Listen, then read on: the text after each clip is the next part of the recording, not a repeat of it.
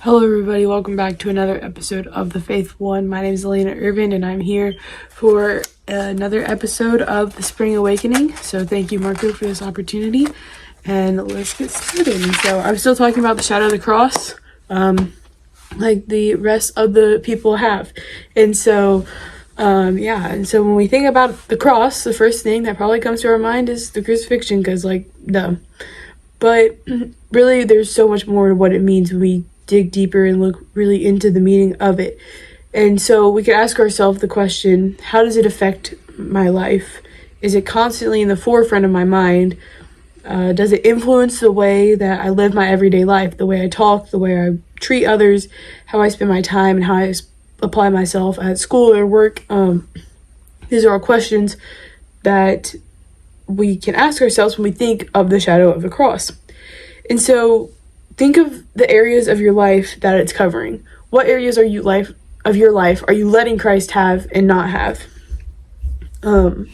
How straight are your priorities when it comes to the things of the cross? I'm going to focus on that one a little bit later, but the first point I have is, how does the cross affect your life?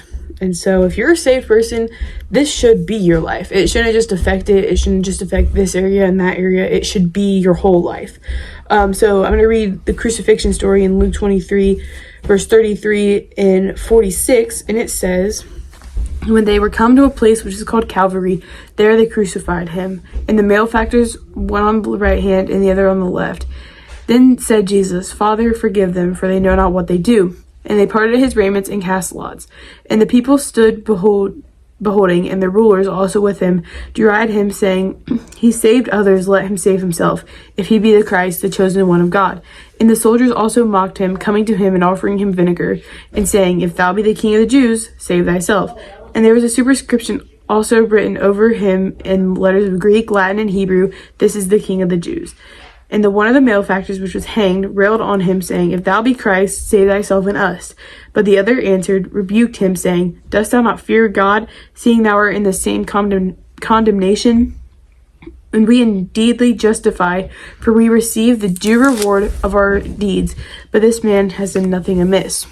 And he said unto Jesus, Lord, remember me when thou art come into the kingdom.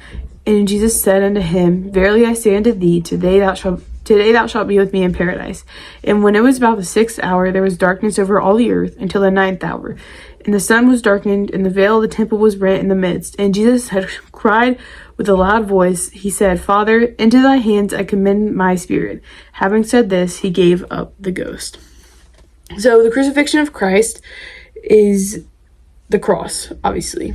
The cross is where Jesus died, and it's where you got your life. When his life ended, your life began. Galatians 2:20 says, I am crucified with Christ, nevertheless I live, yet not I, but Christ liveth in me. And the life I now live is in the flesh. I live by the faith of the Son of God, who loved me and gave himself for me.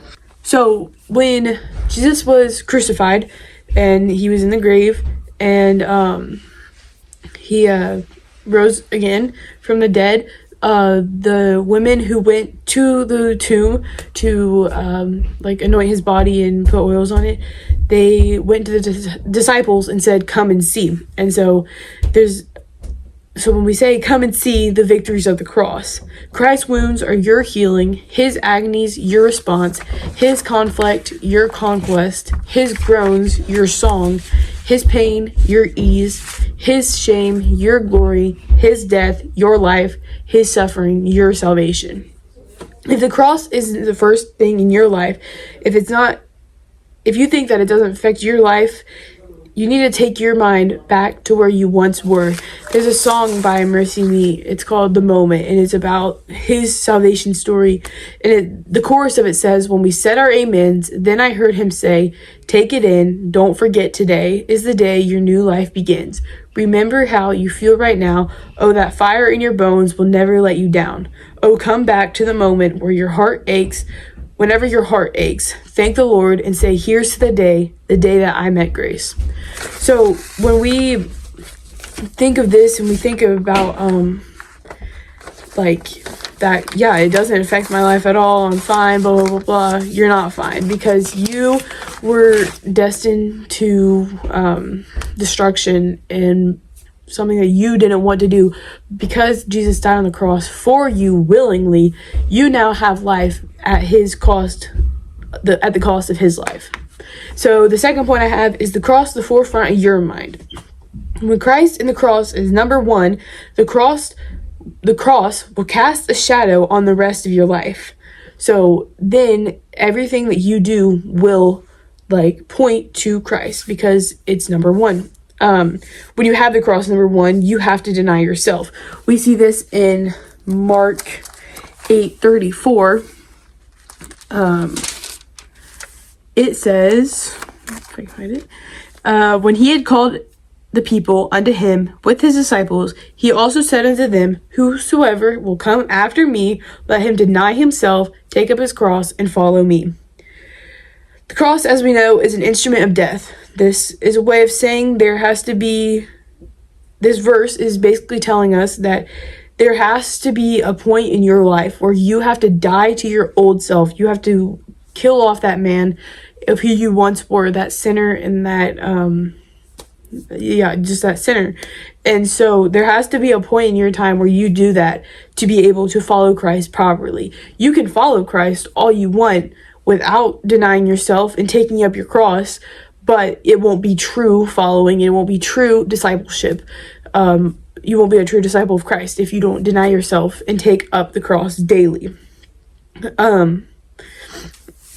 There is another verse in one of the other gospels that says daily. It's not just a one and done thing where every Sunday I'm going to deny myself, take up my cross, and follow Christ, and then I'm good for the rest of the week. No, daily. When you wake up in the morning, when you go to sleep, deny yourself. Remember when you killed off that old man so that you could follow Christ. And so number 3 is, does it influence the way you live, the way you treat others? So you need to love as Christ does. It's simple as that. When you start loving as Christ does, it will be easier to love everybody. So John 15:13-14 says, great love hath no man than this, that a man lay down his life for his friends. Ye are my friends, if ye do whatsoever I command you. So this is basically the golden rule. Treat others the way you want to be treated. We hear this as a kid growing up. I remember hearing it all the time. Treat others how you want to be treated. And I'm like, this is stupid. He treated me like garbage, and so he wants to be treated like garbage. Clearly, but that's not how it works. When you kind of have to be selfish in a way, almost, when it comes to the golden rule, because you have to think about yourself. And it's like, even if they're treating me bad, I need to treat them the way I want to be treated, if that makes sense. I don't know if it does, but you ultimately set the example for your life and your actions. Next one is, how do you spend your time? And so like a little sub point underneath this, what consumes your time? The hardest prayer as a Christian to pray is, whatever is not of you, Lord, remove it from my life. And this prayer will clear things out of your life faster than you can even imagine. And God, Jesus, he wants nothing else than just your time. And it's that simple, because time is one of our most important things. And if we spend our time wisely and we spend it good, we're going to spend the rest of our eternity in heaven with him. And so James 4:7 says, submit yourself therefore to God, resist the devil, and he will flee from you. The more time you spend with him, the more you see his hand in your life. So when you put everything in God's hands and you say, Lord, it's yours, I'm giving you my time, you will see God's hand in every aspect of your life. And so another sub point is, how do you apply yourself at school or work? Ephesians 2:10 says, for we are his workmanship, created in Christ Jesus unto good works, which God hath before ordained that we should walk in them. Do everything you do to the best of your ability for the Lord. It's that simple. My last point I said I was going to come back to is your priorities. And so Matthew 6:33 says, maybe. But seek ye first the kingdom of God and his righteousness, and all these things shall be added unto you. Life gets crazy, out of hand, and I know it with school, sports, relationships, work. It gets hectic, and so it's easy to put things over God. I saw an illustration the other day that was like, he used a dresser, and he said, when you want to just give God number one, you want to make sure you have number one as God, but then sports comes and you start moving God down. But God doesn't just want the first drawer of your life, he wants the whole dresser. So that was pretty good. But we can put things over God without even realizing it a lot of the times. And so that's why our priorities are so important to be and have to be in line 24/7.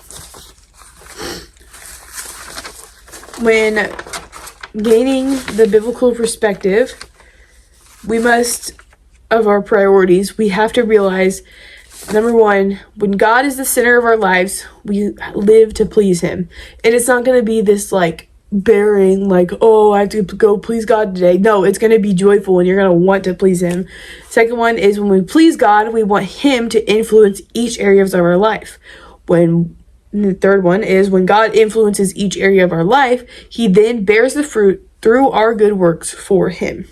And the fourth one is when God comes through in a special way, we get to know God in a new manner. The key isn't to prioritize what's on your schedule, but to schedule your priorities. And so make God number one in your life. Set aside time for him. Sorry, my notes are like all over the place. Okay. So reflect on the questions that we asked at the beginning. How is the cross affecting your life? Is it constantly the forefront of your mind? Does it influence the way we live our everyday life? I found a quote to kind of finish this off, and it says, "Look again at the cross, my friend. Take another survey of it. Examine it again with greater depth, and having seen the grace and the mercy and compassion and the kindness of God. Look again, and this is what you will see. You will see the righteousness of God, the justice of God, and his holiness. It is the place of all places in the universe where these attributes of God can be seen most plainly." And so take time in your week just to thank God for all he's done in your life. And never forget that when his life ended, that's where your life began. And that's all I have for you today. Thank you, Marco, again for this opportunity.